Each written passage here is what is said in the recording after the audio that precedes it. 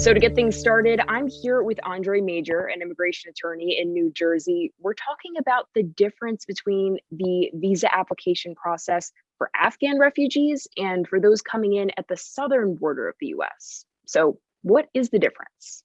Let's talk about the major and obvious difference. The Afghan refugees, we brought them over from a country and either to a base in the United States or to a base outside the United States. Most of the people in the southern border are coming either from Mexico or through Mexico and making a request for asylum, which means they fear persecution in their country. They have to prove that legitimacy.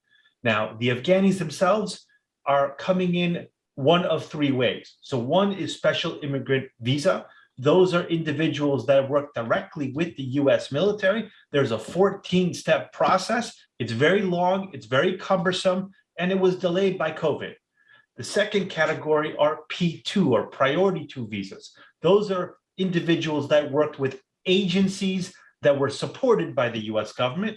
And the remainder are humanitarian parole, almost all of which will likely be filing asylum at that point. Now, the humanitarian parole, those who file for asylum, they're going to have to prove their case the same way that the applicants in the southern border have to prove their case.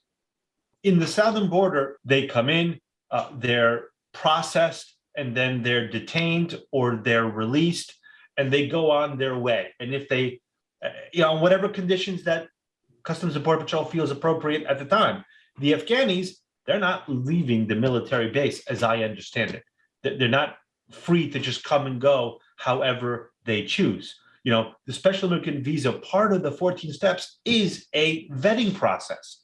Now, from what I understand, those that are just starting the process, they're predominantly outside of the United States.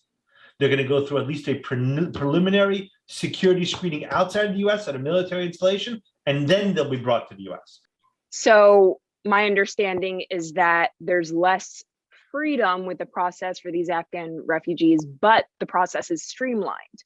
As opposed to anyone coming in at the southern border, they don't have all of these applications and materials kind of awaiting them, but they do have a little bit more freedom to go where they want. Yeah, and if they go through the process, the Afghanis, they are going to get a green card and be able to qualify eventually to file for U.S. citizen. Special Immigrant Visa, CIV holders, and P2 holders will be green card eligible over time. Whereas humanitarian parole, it's not automatic.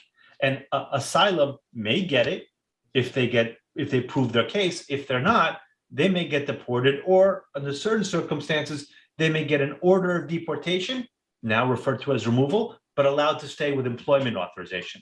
So every case is a little bit unique. But if you look at it from a 30,000-foot view, the process for Afghanis now inside the United States is easier than those that are approaching the border. Gotcha. Okay. Well, thank you so much for taking the time. This is incredibly helpful. Thank you, Shannon. Always happy to help Straight Arrow News.